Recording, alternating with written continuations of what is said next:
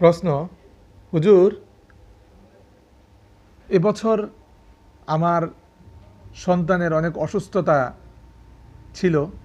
তখন আমি মান্যত করেছিলাম, আল্লাহ পাক যদি আমার বাচ্চাকে সুস্থ করে দেন তাহলে আমি একটি ছাগল জবাই করে সকলকে খাওয়াবো।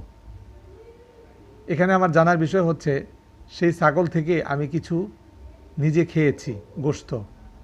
এই গোশত খাওয়া কি আমার জন্য সঠিক হয়েছে? জানি উপকৃত করবেন। প্রিয় দিদি ভাই, মান্যতের গোশত সেটা কুরবানির গোশতের মতো নয়।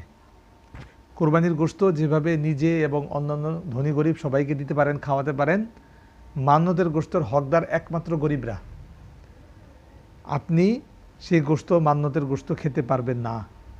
আপনি যেহেতু খেয়েছেন, কি পরিমাণ খেয়েছেন, সেই পরিমাণ গোশতের টাকা আপনাকে যারা জাকাত খাওয়ার যোগ্য এরকম দরিদ্রদের মাঝে বন্টন করে দিতে হবে।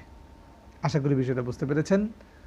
দলিল হিসাবে দেখতে পারেন আল মুহাইদুল বুরহানি খণ্ড নম্বর 8 পৃষ্ঠা নম্বর 460, আল বাহরুর রায় খণ্ড নম্বর 8 পৃষ্ঠা নম্বর 178, ফতোয়া খানিয়া খণ্ড নম্বর 3 পৃষ্ঠা নম্বর 354। ধন্যবাদ।